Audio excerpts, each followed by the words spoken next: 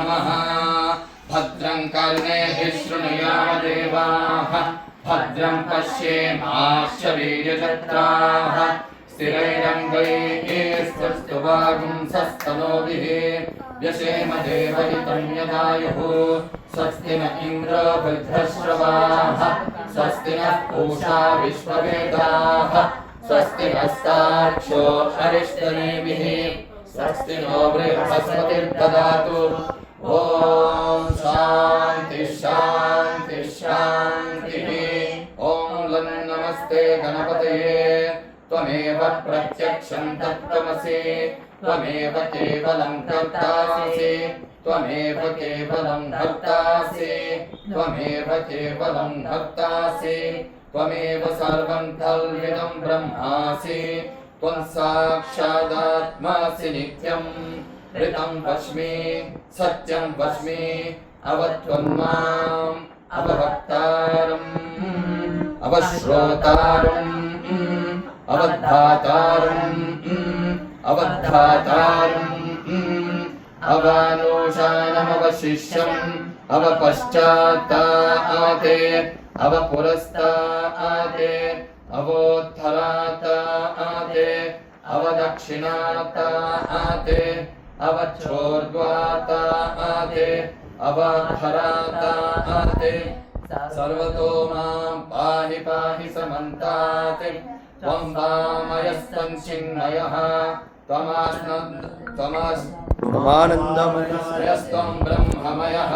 त्वं सच्चिदानन्दद्वितीयोऽसि त्वं प्रत्यक्षं ब्रह्मासि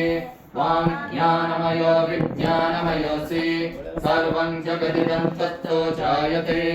सर्वं जगदिदं तत्तस्तिष्ठति सर्वं जगदिदं त्वयि लयमेषति सर्वं जगदिदं त्वयि प्रत्येति त्वं भो निरापो नलो निरो नमः त्वं चत्वारि वा आत्पदानि त्वं गुणत्रयातीतः त्वं अवस्थात्रयातीतः त्वं देहत्रयातीतः त्वं कालत्रयातीतः त्वं मूलाधारे स्थितोऽसि नित्यं त्वं शक्तित्रयात्मकः त्वां योगिनो ध्यायन्ति नित्यं त्वं ब्रह्मा त्वं विष्णुस्तं रुद्रस्तमिन्द्रस्तमग्निस्तं वायुस्तं सूर्यस्तं चन्द्रमास्त्वं ब्रह्म भूर्भुवस्सुवरम् गणादिं पूर्वमुच्चार्य वर्णादिं सदनन्तरम् अनुस्वारः परतरः अव्ययेन्द्ररसितं दारेण रुद्धम् एतत्तव मनुस्वरूपम् गकारः पूर्वरूपम् अकारो मध्यमरूपम् अनुस्वारो शामान्यरूपम् बिन्दुरुत्तररूपम् ज्ञानस्य ज्ञानम् सकुंहिता संहिः शैशाकाने स विद्या गणकऋषिः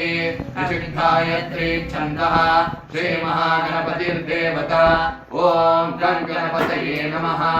एकदन्ताय विद्महे वक्रतुण्डाय धीमहि तन्नो दन्ते प्रचोदयात्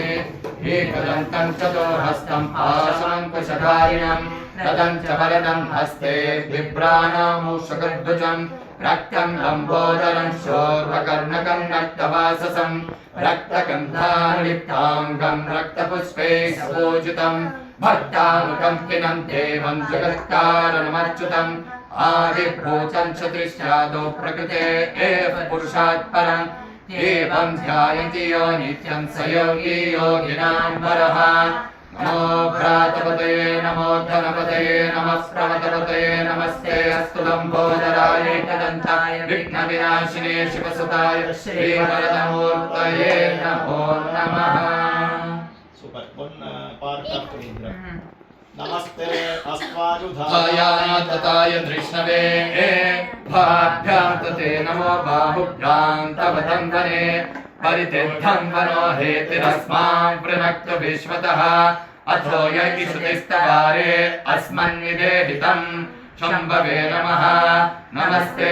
अस्तु भगवन् विश्वेश्वराय महादेवाय त्र्यम्बकाय त्रिपुरान्तकाय त्रिकाग्निकालाय कालाग्निरुद्राय नीलकण्ठाय मृत्युञ्जय सर्वेश्वराय सदाशिवाय श्रीमन्महादेवाय नमः। यो वेद